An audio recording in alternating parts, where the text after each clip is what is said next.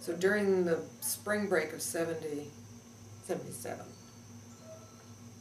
our son Ben was in Kreuzberg all that year, and so I took our daughter Mary to Berlin for spring break, and he had just started going with his now wife, Tina, and she says when she saw us show up, and then we took him because we drove around in Bavaria and stuff for a while, she was sure that that was the last she was ever going to see of him, but it wasn't true. We brought him back. She got to marry him later.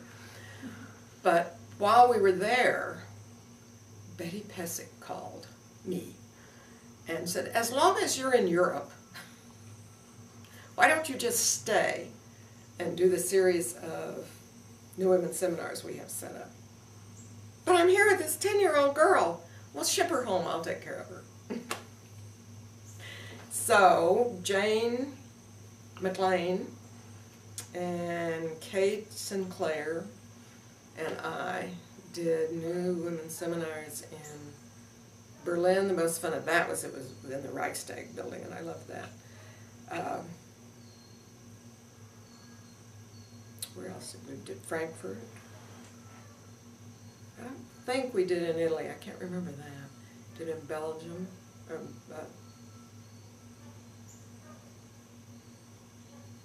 The Hague, Amsterdam. We must have started up there because I put Mary on a plane in Amsterdam to ship her home, come back down the other direction. Yeah, it ended in Berlin, I think.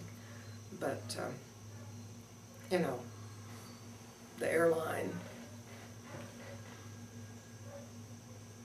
can't think of the airline, of course promised me that they were going to keep an eye on this little girl. And of course when you get to New York, you have to switch from Kennedy to LaGuardia Field.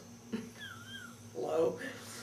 And if Susie Wood hadn't met her at Kennedy, I probably would have lost her permanently because the airline never paid any attention to her at all. But we finished the seminars, and then I came home.